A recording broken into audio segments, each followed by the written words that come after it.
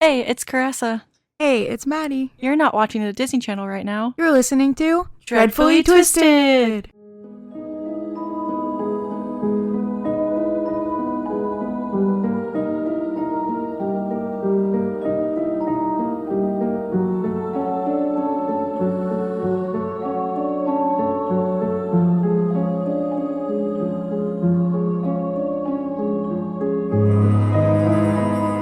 Hello. Hi, everyone. Happy Friday the 13th. Ooh, it is. I forgot. Yeah. So let me just tell you about my Friday the 13th. Okay. So today I didn't bring lunch because we got Taco Bell for dinner last night and I didn't have lunch for work, at work. So then I went up to Jen. I was like, "Hey, what are you doing for lunch today?" And she was like, "Oh, nothing." And I was like, "Do you want to get food?" She was like, "Yeah." So then I was like, "Well, I was going to order Panera and I was going to get delivered through DoorDash to my work because I always do that." And I have done it so many times. Nothing wrong has ever happened. Yeah. So many times. And so she orders it. I gave her my money or whatever for my food. And then it arrives and they delivered the wrong order. Oh no. They delivered some other person's order and it was just a sandwich and soup whenever we both got sandwiches and something else. So then I felt bad because she had this whole ordeal trying to figure out how to get the right food. Oh my god. I felt so bad. I was like, "This I order all the time. It never happens." Yeah. I don't. It's because you ordered it. I don't know.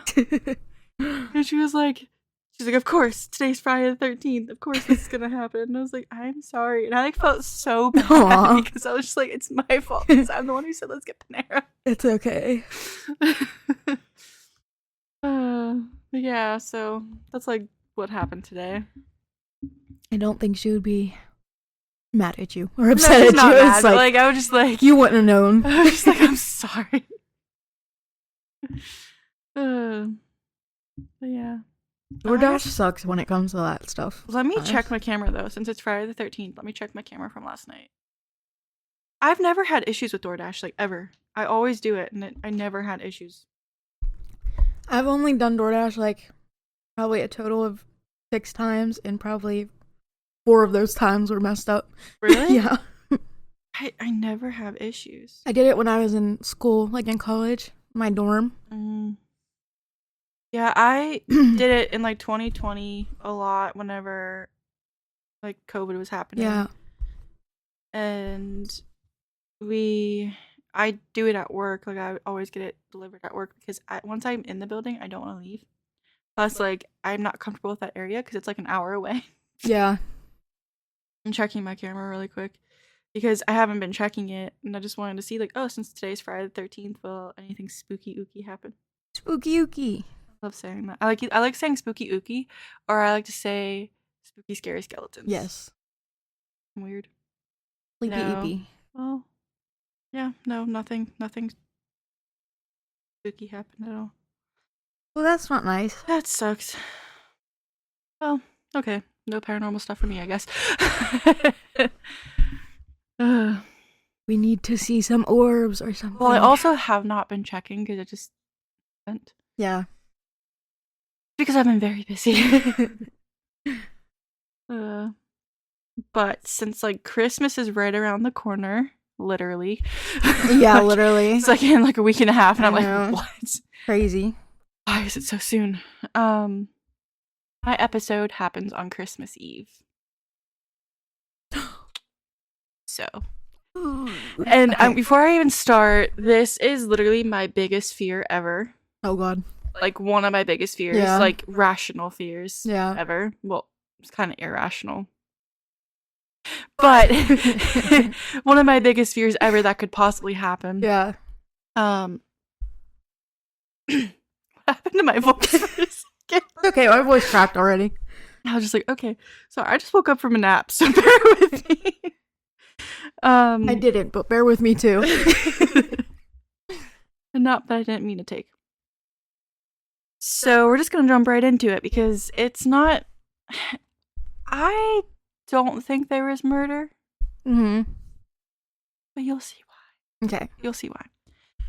So for nearly 4 decades, anyone driving down Route 16 near... can I talk? Let me restart that. For nearly 4 decades, anyone driving down Route 16 near Fayetteville, West Virginia, could see a billboard bearing the grainy images of 5 children, all dark-haired and solemn-eyed. The Sodder siblings' names and ages: 14-year-old Maurice, 12-year-old Martha, 9-year-old Louis or Lewis. I think it's Lewis. Mm-hmm. It was in the 1940s, so I want to say it was Louis. Yeah. One of the two. I'm going to say Lewis. Yeah. I'm not sure. I didn't look up the pronunciation, so I'm sorry. 8-year-old Jenny and 5-year-old Betty were stenciled beneath the photos, along with speculation about what happened to them.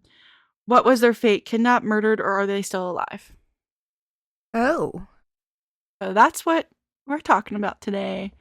It is the Sodder family, if you have ever heard of them. I don't think so. So I'll let you know. I'm gonna completely butcher this because he is from Italy, I believe. So I don't know how to say his actual name. But George Sodder was born with the name Giorgio Sadu in Tula, Sardinia, Italy in 1895. He immigrated to the United States 13 years later with an older brother who went back home as soon as both boys had cleared customs at Ellis Island. For the rest of his life, George, as he came to be known, would not talk much about why he had left his homeland. He eventually found work on the railroads in Pennsylvania, carrying water and other supplies to workers. After a few years, he took more permanent work as a driver in Smithers, West Virginia. He then started his own trucking company, initially hauling fill dirt to construction sites and later hauling coal mined in the region. Jennie Soprani, a storekeeper's daughter in Smithers who and also immigrated from Italy in her childhood, married George in 1922. So here I am doing another old case because that's where I like to be, I guess. I don't know. George and Jennie settled outside nearby Fayetteville, West Virginia, which had large population of Italian immigrants, in a 2-story timber frame house 2 miles north of town. In 1923, they had their first of their 10 children. Oh, okay. That's a lot of kids. That is. I can't even think of having like 2. But kudos to them for taking care of 10 children. My grandma's mom had like 13 or 14. Really? Yeah. That's crazy. It is. That's crazy. Do you afford that many kids? I don't know. I don't know. Life nowadays? No, you could not. It's hard enough. It's like probably way enough just to take care of one child. Probably. Way enough. Yeah. That didn't make sense, but you know. I knew it. Yeah. It's okay. My brain is not braining today. That's how I am every day. Yeah. Same. Especially since I've been very busy at work. Like, when I'm done, I'm like, my brain does not know how to work anymore. All these orders that I have for Christmas. Yee. And I still have to work on my family's Christmas gifts. You might as well just call it giftmas. Yeah, giftmas. I still have to work on like my family and stuff's things because I'm making them stuff. Like, I bought stuff, but I'm also making them stuff. Yeah. Like, how do I do this to myself? I only have a week. It's fine. You got this, turtle. So where was I? So George's business prospered and they became one of the most respected middle-class families around, in the words of one local official. However, George had strong opinions about many subjects and was not shy about expressing them, sometimes alienating people.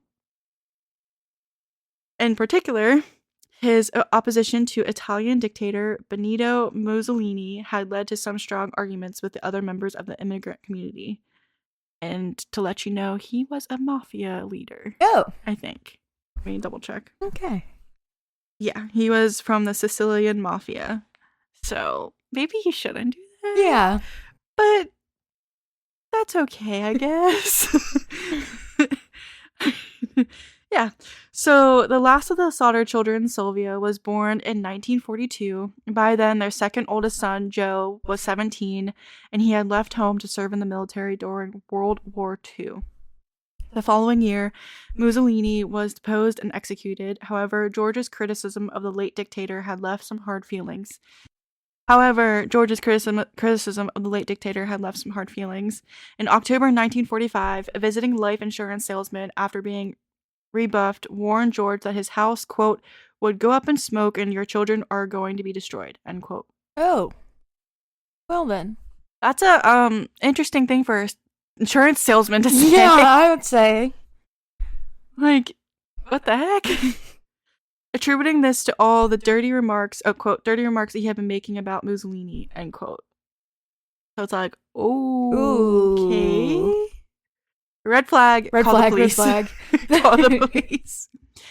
Another visitor to the house seeking work took occasion to go around the back of the house and warn George that pair of fuse boxes would, quote, cause a fire someday, end quote.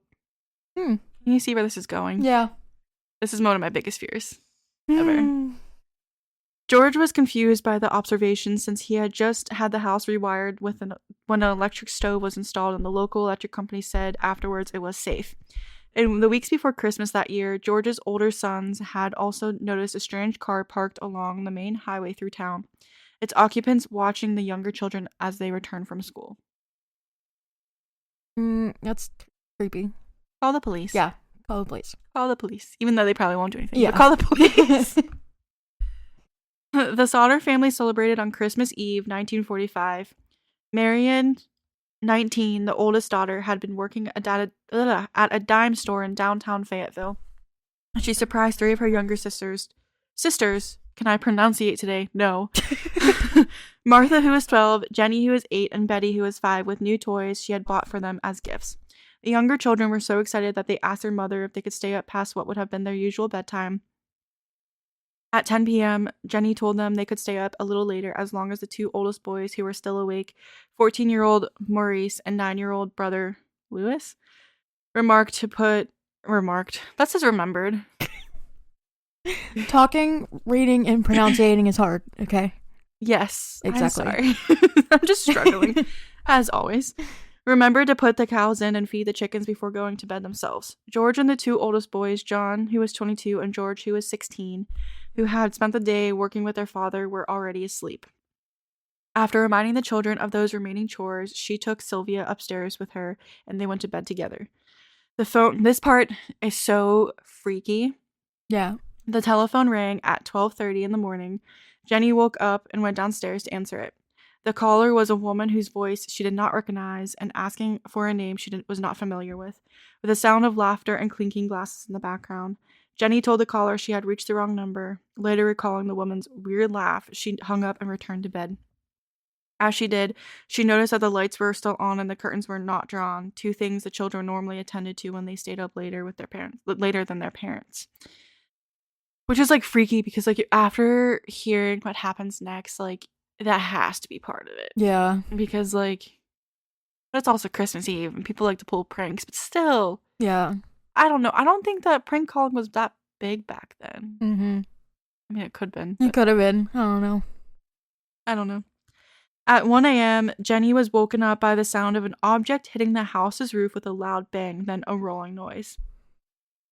After hearing nothing further, she went back to sleep. After another half hour, she woke up again, smelling smoke. When she got up again, she found that the room George used for his office was on fire around the phone line and fuse box.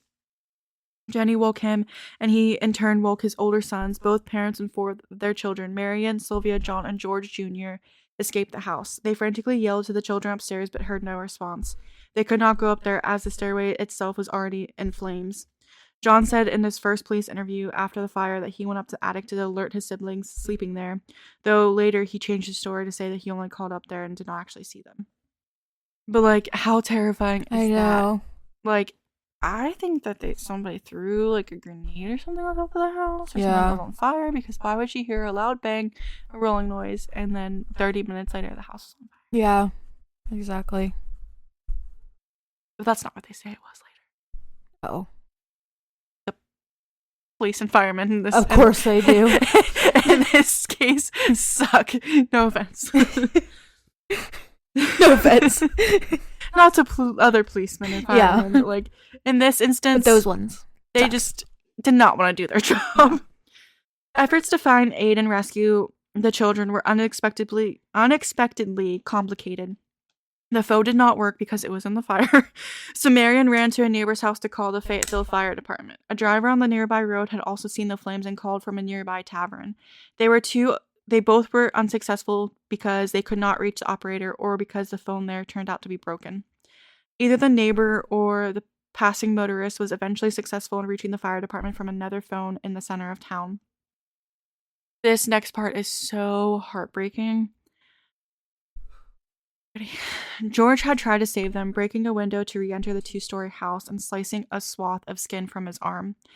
He could not see anything through the smoke and fire, which he had swept through all the downstairs, the living room and dining room, kitchen, office, and his and Jenny's bedrooms. He took frantic shock of what he knew. 2-year-old Sylvia, whose crib was in her parents' room, was safe outside, as were 17-year-old Mary and 22-year-old, sorry, I mistyped, 22-year-old John and 16-year-old George Jr., who had fled the upstairs bedrooms they shared, singeing their hair on the way out. George figured that Maurice, Martha, Louis, Jenny, and Betty were still on the second floor, cowering in the 2 bedrooms on either end of the hallway, separated by the staircase, and was now engulfed in flames. Marion sprinted to a neighbor's house to call the Fayetteville Fire Department, but couldn't get any operator response. Then the neighbor who saw the blaze also made a call from the nearby tavern, but again, no operator responded. The neighbor drove into town and tracked down Fire Chief F.J. Morris, who initiated Fayetteville's version of the fire alarm, a phone tree system, where one firefighter phoned another, who phoned another. The fire department was only 2.5 miles away, but the crew didn't arrive until 8 a.m. Wow. And this happened at like 1 o'clock in the morning. Or 2 o'clock in the morning. That's wonderful. Yeah. By which the point the Sodders' home had already been reduced to a smoking pile of ash.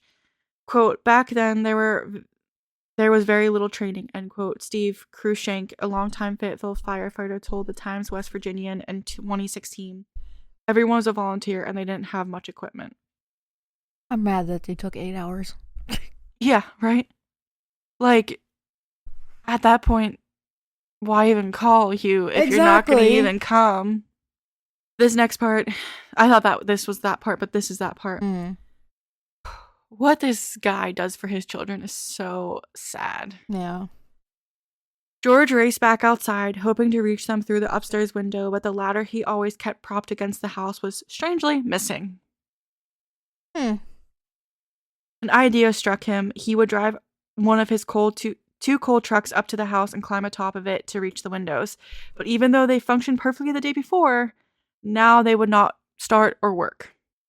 Yeah. Red flag. Yeah. George searched for another option. He tried to scoop water from a rain barrel, but found it frozen solid. 5 of his children were stuck somewhere inside inside with the fire. He didn't notice that his arm was slick with blood, but all that he could do was he didn't know that his arm was like bleeding, but his voice hurt from screaming their names because he was screaming for them. The 6 Sodders who had escaped had no choice but to watch the house burn down and collapse within only 45 minutes. They assumed that the other fire. Jeez, oh my god, am I like dying right now? Assumed that the other 5 children had perished in the blaze. The fire department, low on manpower due to the war and relying on individual firefighters to call each other, did not respond until later that morning.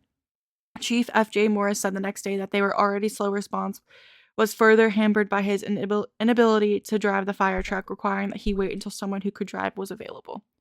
If you're the chief of the fire department, you should be able to know how to do everything. Exactly. You should know how to drive a fire truck. Why are you the chief? Exactly. That's how I am like with everything. If you're a manager of something or you're owner of something, you should know how to do everything because otherwise you're just useless. Exactly. Like, oh my gosh, learn how to do it. Don't just say, like, oh, somebody else can do it just because, like, no, you get a big paycheck for a specific reason. You should learn how to do it. That angers me. Because, like, just because you didn't know how to drive a fire truck, 5 children could be dead. Yeah, exactly. 5 children could be freaking dead. Like, that's not okay. So mad. The firefighters, one of whom was a brother of Jenny's, could do little but look through the ashes that were left in the Sodders' basement. By 10 a.m., Morris told the Sodders that they had not found any bones, as might have been expected if other children had been in the house as it burned. According to another account, they did find a few bone fragments and internal organs, but chose not to tell the family. Huh? Yeah. It has also been noted by modern fire professionals that their search was, at best, cursory at best. However, Morris believed that the 5 children unaccounted for had died in the fire, suggesting that it had been hot enough to burn their bodies completely. No. No. A fire in a house would not be enough to burn bones.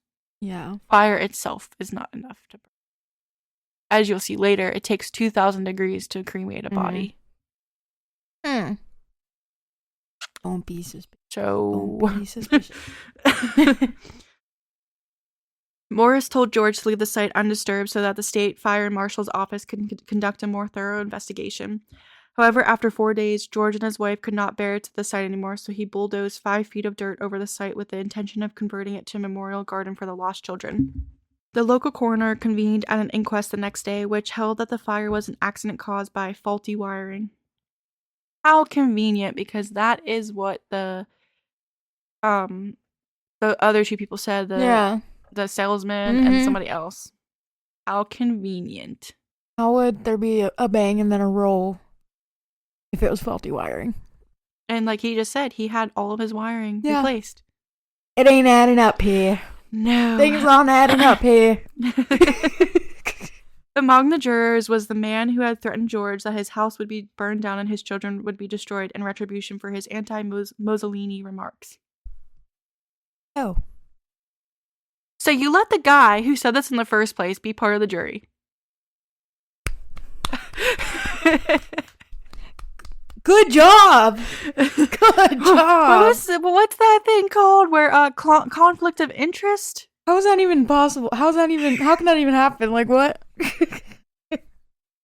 Conflict of interest? Oh my god. Isn't that a thing? Yeah, seriously. Death certificates for the 5 children were issued on December 30th of that, like a couple days after it happened. The local newspaper contradicted itself, stating that all the bodies had been found, but then later in the same story reporting that only part of one body was recovered. George and Jennie were too grief-stricken to attend the funeral on January 2nd, 1946, but their surviving children did. Not long afterward, as they began to rebuild their lives, the Sodder family started to question all the official findings about the fire. They wondered why, if it had been caused by an electrical problem, the family's Christmas lights had remained on throughout the fire's early stages, when the power should have gone out. If it was faulty wiring, that's a good point. Yeah. Your power would go out. But their lights were still on. Then they found the ladder that had been missing from the side of the house on the night of the fire at the bottom of an embankment 75 feet away. How did it get there? I have a theory. What's your theory? Someone stole the ladder and they used it. Wait. Where did they hear do you know where they heard the noise from? Was it like upstairs? Okay. The roof. What if somebody may have been on the roof? They used the ladder to get on the roof or to get by the window at least. Yeah. And were holding on to the roof. Yeah. And they threw something that was either on fire or a grenade into the window. That's what I think. That's my theory. Yeah. And then I feel like I should say I'm just gonna say my theory now. Yeah. Because like I need to. What I think happened, because I heard about this case like a couple years ago. What I think happened is that they used the ladder, got into the window, took the children out, got the children out, kidnapped them, then threw the kids that were downstairs, because I know some of them were supposed to stay up. They just went downstairs, and whenever she saw that, wait, no, this is my theory. So sorry. They went inside, got the kids, because the kids that were staying up were the ones that were kidnapped. Yeah. So they went inside, kidnapped the kids, came back outside, and then used the ladder to throw the grenade or something on the roof, and then that's why they weren't in the thing. Yeah. Because their bones would be there. Yeah. That makes. And we remember how Jennie came down the stairs and she was like, "Oh, they haven't pulled the curtains yet." They didn't pull the curtains because they were kidnapped. It all makes sense now. It will make even more sense in a little bit because this case is crazy. A telephone repairman told the Sodders that the house's phone line had not been burned through in the fire, as they had initially thought, but cut by someone who had been willing and able to climb 14 feet up the pole and reach 2 feet away from it to do so. So they cut the phone line too. A man who neighbors had seen stealing a block and tackle from the property around the time of the fire was identified and arrested. He admitted to the theft and claimed that he had been the one to cut the phone line, thinking it was a power line, but denied having anything to do with the fire. Why would you cut the power? Yeah. Or even the phone. However, no record identifying the suspect exists, and why he would have wanted to cut any utility lines to the Sodders' house while stealing the block and tackle had never been explained. Jennie said in 1968 that if he had cut the power line, she and her husband, along with their other 4 children, would have never been able to make it out of the house. Which is honestly so terrifying. Yeah. So maybe that was their plan, to steal the children and then kill them. Mm-hmm.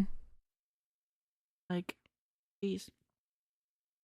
Jennie also had trouble accepting Morris's belief that all traces of the children's bodies had been burned completely in the fire.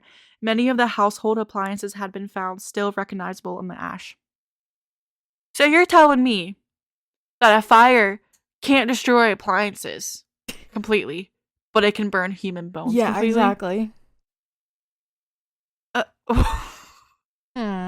Make it make sense. Make it make sense. Along with fragments of the tin roof were found. So even if the roof was found, whatever.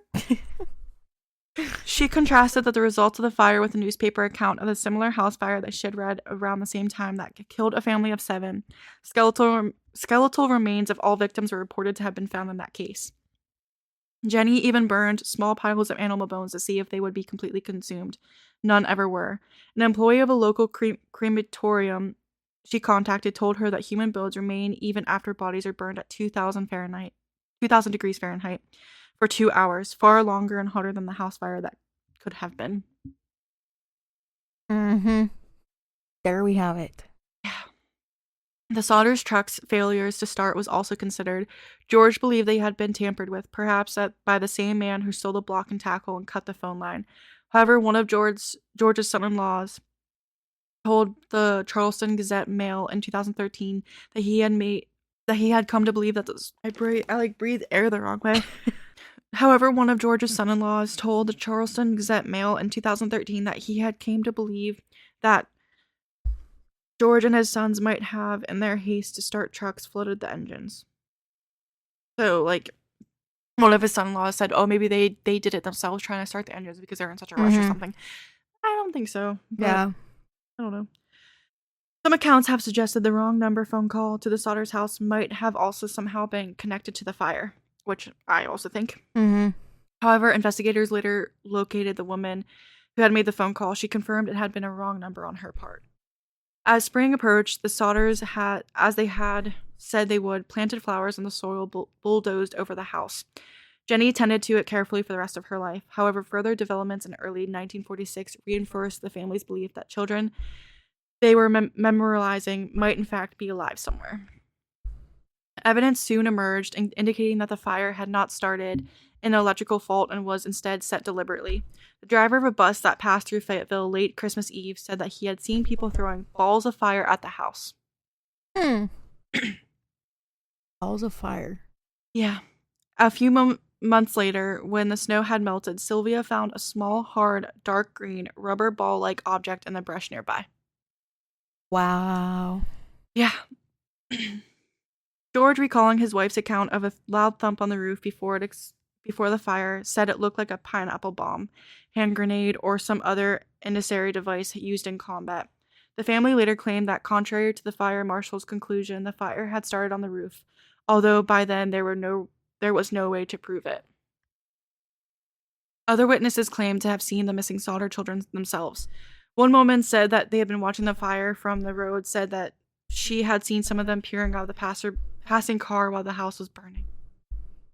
Another woman at a rest stop between Fayetteville and Charleston said she had served them breakfast the next morning and noted the presence of a car with Florida license plates in the rest stop's parking lot as well. The Sodders hired a private investigator namer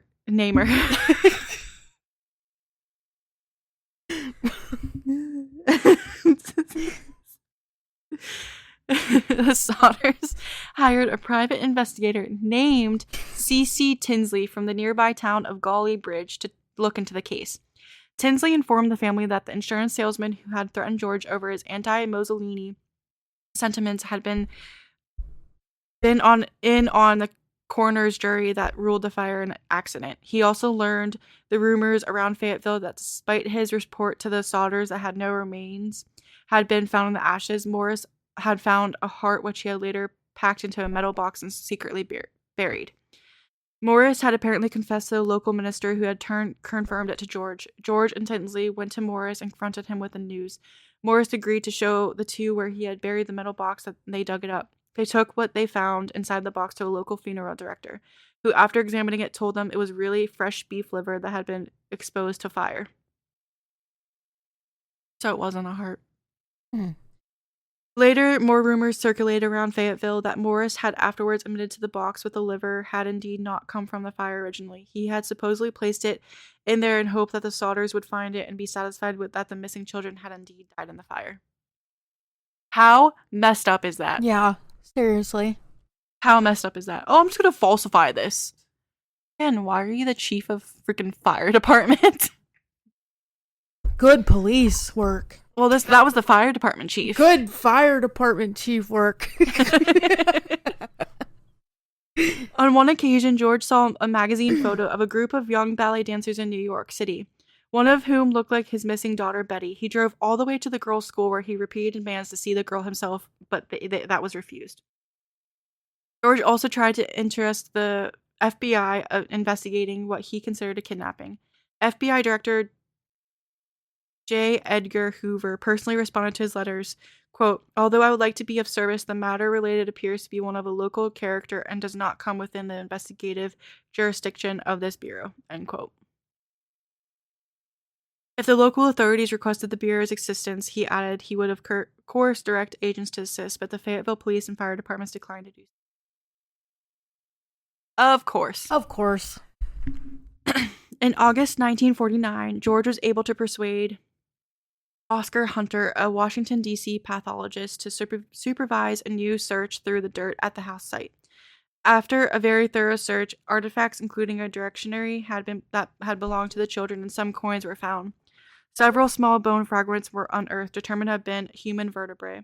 The bone fragments were sent to Marshall T. Newman, a specialist in the Smithsonian Institute. They were confirmed to be lumbar vertebrae, all from the same person. Since the traverse recesses are refused, the age of the individual at death should have been 16 or 17 years. Newman's report said the top limit of age should be 22, since centra, which normally fuse at 23, are still unfused. Thus, given the age range, it was not very likely that these bones were from any of the 5 missing children, since the oldest, Maurice, had been 14 at the time. Although the report allowed that the vertebrae of a boy his age sometimes were advanced through enough to appear to be at the lower end of the range.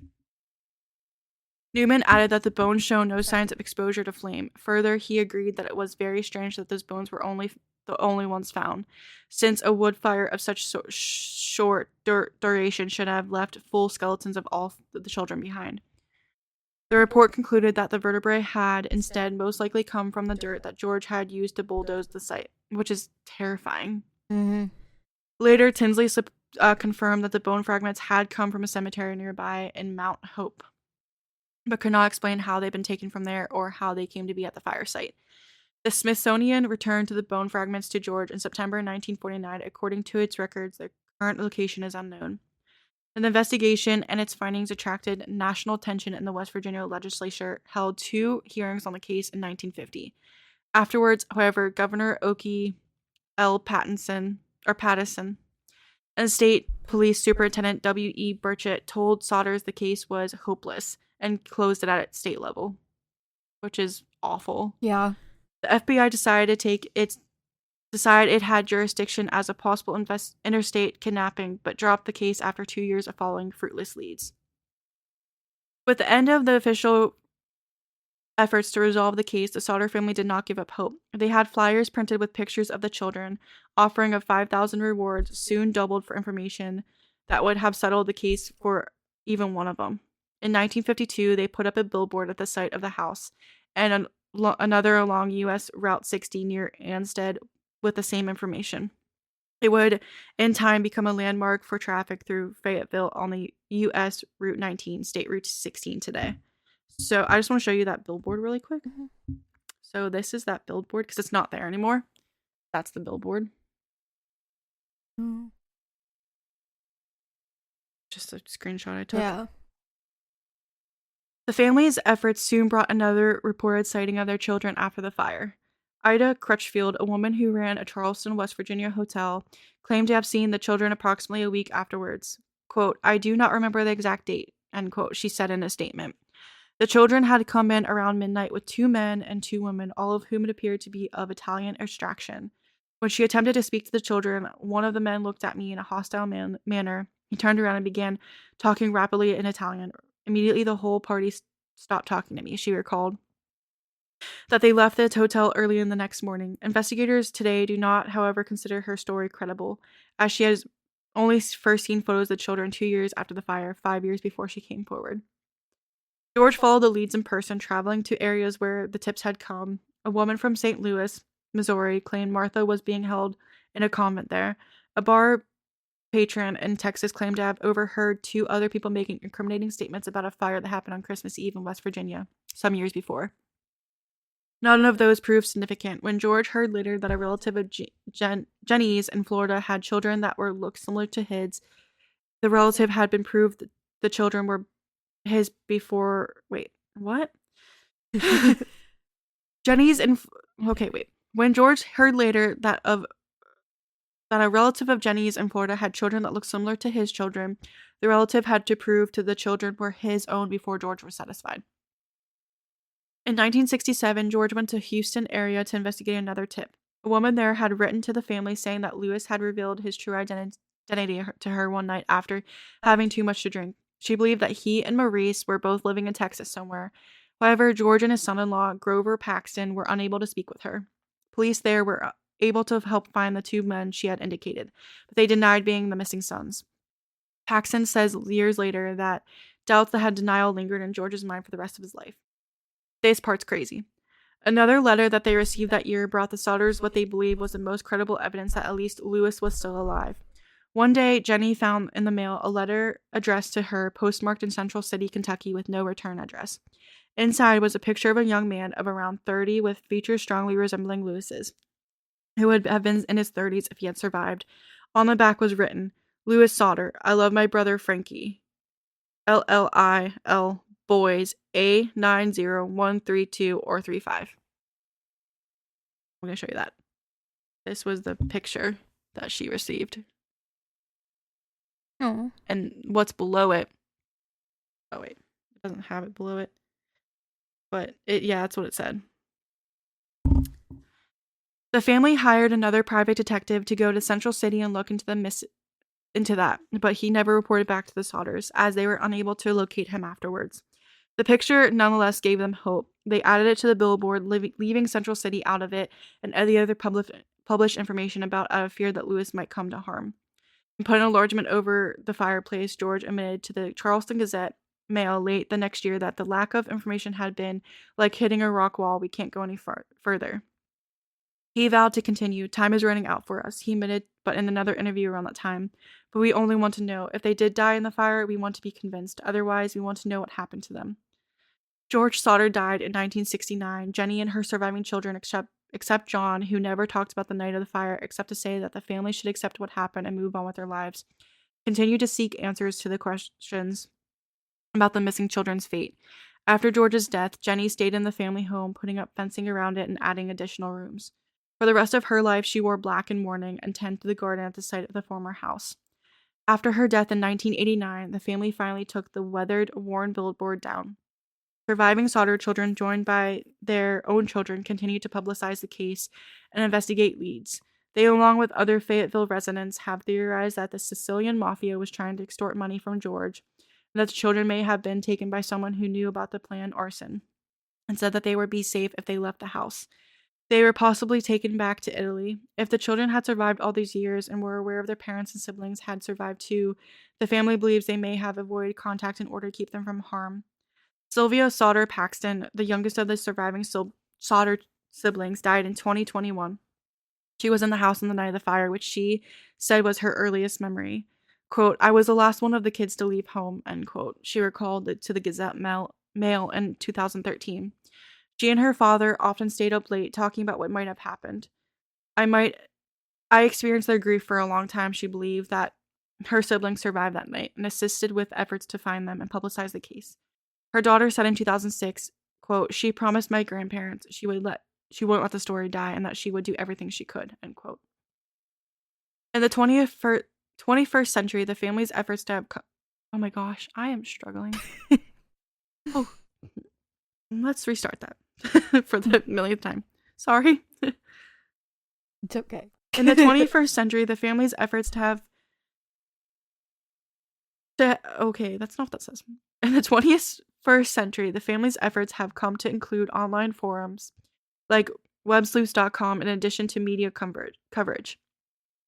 The increase in the latter has led some who had examined the case believe that the children did in fact die in 1945. George Bragg, a local author who wrote about the case in his 2012 book West Virginia's Unsolved Murders, not murders, murders, believed that John was telling the truth in his original account when he said he tried to physically awaken his siblings before fleeing the house. He allows that the conclusion may still be not correct. Logic tells you they probably did burn up the fire, but you can't always go by logic. Stacey Horn, who did a segment on the case for National Public Radio around its 60th anniversary in 2005, also believes the children's death in the fire and the most plausible solution. In the most contemporaneous post on her blog, I'm just using like a quote here, with material she had cut from her story for Time. She noted that the fire had continued to smolder all night after the house collapsed, and the 2 hours was not enough time to search the ash thoroughly. Even if it had been, the firefighters may have not known what to look for. However, she said there is enough genuine weirdness about this whole thing that if someday it is learned that the children did not die in the fire, I won't be shocked. In 2022, the History Channel aired the episode of its series, History's Greatest Mysteries, that detailed the events of the case, which I want to watch. The Sodders never rebuilt the house, instead converting the site to a memorial garden to the lost children. In the 1950s, as they came to doubt the children had perished, that's when the family put up the billboard at the site along State Route 16 with the pictures of the 5 offering reward for the information that would bring closure to the case. In support their belief that the children survived, the Sodders had pointed to a number of unusual circumstances before and during the fire. George disputed the Fayetteville Fire Department's finding that the blaze was electrical in origin, noting that he had recently had the house rewired and inspected.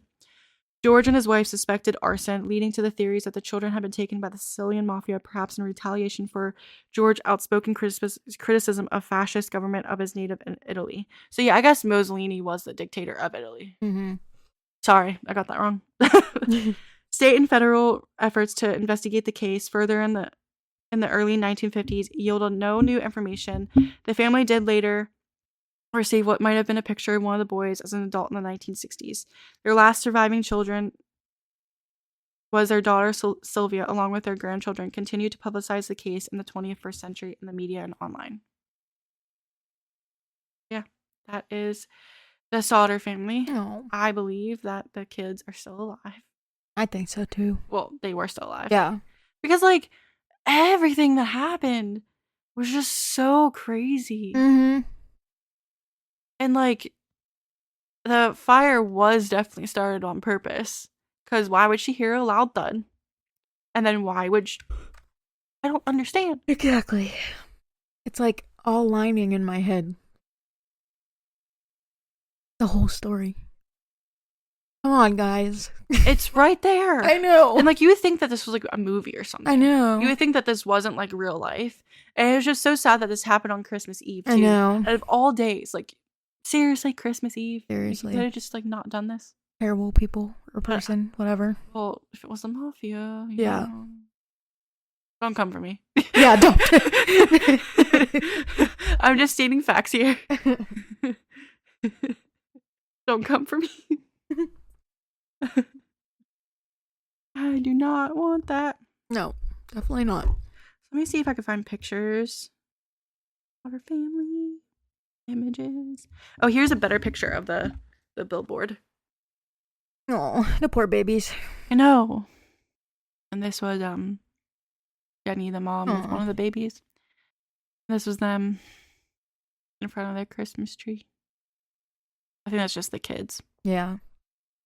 Like, oh, here's the memorial where the house is. Aw. And then this was the house. That is a tiny house for all those kids. Yeah, it is. Very small house. Looks like my house. It looks like my house. It does, doesn't it? Does a little bit, yeah. Crazy. Oh, here was another one of the billboards. They had 2 of them. Oh, yeah, I forgot this one thing. So, technically, and this is going to be crazy, technically, the kids are also still considered missing. Mm-hmm. And they've been missing for 78 years, 11 months, and 20 days. Wow. Long time. Yeah. So, that is the Sodder case. I think it's the most craziest case that I've, like, not like murder, but like craziest, like, kidnapping case, because I don't know. I wish I just knew what happened. Like, I kind of just want to go back in time. I know. Go there. 1, stop it from happening. And then 2, see if it was somebody trying to do it or not. Let's go back. One of us will take over for the chief of firefighters, and then one of us can go on the police team, and then we'll do this. Well, I would just stop it from happening. There you go. Yeah, I would just stop the person from doing it. We could do that. Yeah. I would just arrest them. Yeah. Stake out the house and be like, we'll be waiting outside for him. We'll stake out the house and be like, you're not doing that. Or we would get the people, or better yet, we'll probably seem like a crazy people for doing this, but we'll go back in time. We'll go to the Sodder family, like, you need to get out of the house. Yes. You need to get out of the house right now. And then if they don't believe us, then we'll just go outside and get ready for them to come. And then take them away. But we'll first try to stop them. Yeah. Like, we'll go in the house, be like, hey, you gotta get out of the house now. You gotta get out. Don't ask questions, just trust us. Just trust us. Just go. And if not, then we'll still stop it for you. Yeah. Be your little superheroes. That's our plan. Yes. Exactly. That's never gonna happen. Hey, if someone just decides to invent an actual time machine, it might, so. We'll see. Do that. Yeah. I would love to change Me all too. this stuff. But I'm pretty sure, like, I know, like, how, like, have you ever seen the show Loki? No, I didn't watch it yet. Well, pretty much what it is, the Time Variance Authority. Mm-hmm. They get mad whenever you mess with time, so you go to jail. So I feel like that would happen with me, because I'd probably go to, like, Time Variance Authority jail, because you're, like, you're messing with time too much or changing timelines and adding other timelines. You can't do that. Yeah. And then I'll be like, sorry, I wanted this to change. Sorry. I wanted to change this. Yeah. So yeah, so if that ever does happen, I'm probably gonna go to jail for like Same. messing with time. Same. But look forward to my next case, because it's gonna get heavy again. Oh my. It's gonna be heavy. And you can thank Jeremy for that, because he was like, he texted me and he was like, have you ever heard of this person? And I'm just like, yes, I have. And I started looking into it and I was like, I totally forgot about all the craziness in this thing. Yeah. So that's my next one. I'm not going to tell you it because it's a serial killer. Uh-oh. And he got away with it for a very long time. Uh-oh. I want to know. It's a secret. And then your next episode is going to be the Sunday before Christmas. Oh my. I gotta find another Christmas one, I guess. You don't have to. Yeah. It could be anything festive. What if we do Krampus? I was thinking about that. Cryptid Krampus. Yeah, I was thinking about that. Ooh. So if you have many cryptid stories about Krampus, let us know. Go to the discussion group. Yes, discussion group, everybody. Discussion group. So I guess that's a good way to end. Let me pull up my podcast, because I literally I typed it up now because I mess it up every time. So you can go to our discussion group on Facebook. It's called Dreadfully Twisted Podcast Discussion Group. You could tell us your stories that you would like us to share, or you can tell us cases you would like to recommend or ideas you would like us to cover. We hope that the group makes it easier for you to send us stories and to contact us. But if you don't want to do it that way, you can also email us your stories, true crime or paranormal, or recommend cases or topics to cover. Our email address is dreadfullytwistedpodcast@gmail.com. Please send your stories to our email, or you can also post on our Reddit page, which is r/dreadfullytwistedpodcast. If you could please like, follow, share, comment, DM our social medias, Facebook, Instagram, and TikTok at Dreadfully Twisted Podcast. Please get in there and, blow it up, like stuff. Get in there like swimwear. I love that. We're unhinged. It's Friday the 13th. Bear with us. I love that. But seriously, go in there like somewhere and make the podcast. What I want to do, please, make the podcast do something. Yes. I don't know what the word is, but tell your friends and family, get it out there. Give us ideas.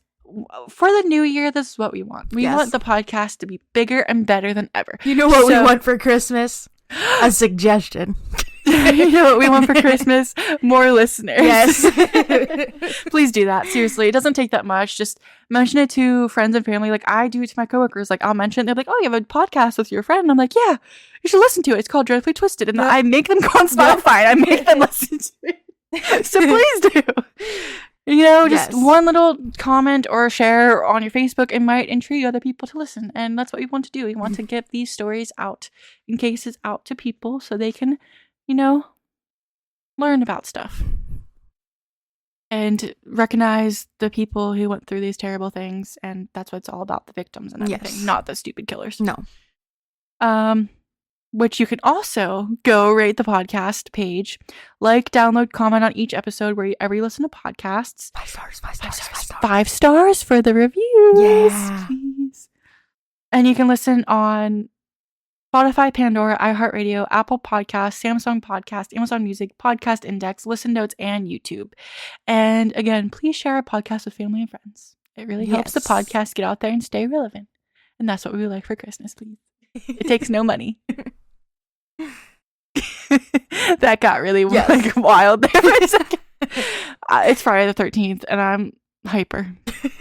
And we didn't talk about a very heavy case, so I feel very light right now. Yes. I'm in a silly, goofy mood. So yeah, please do that and stay positive. Be a good person. Look out for your friends. Check on them too. Don't be like these people we talk about. Yes, be a good person. And please keep listening to us even though we're crazy. Yes. And we can't talk. And yeah. We love you. We love you. And we will see you guys next week. Bye. We will do Dreadfully Twisted. Dreadfully Twisted's back again. Dreadfully Twisted's back. Tell your friends, and family. We're ending on that note. Bye, everybody.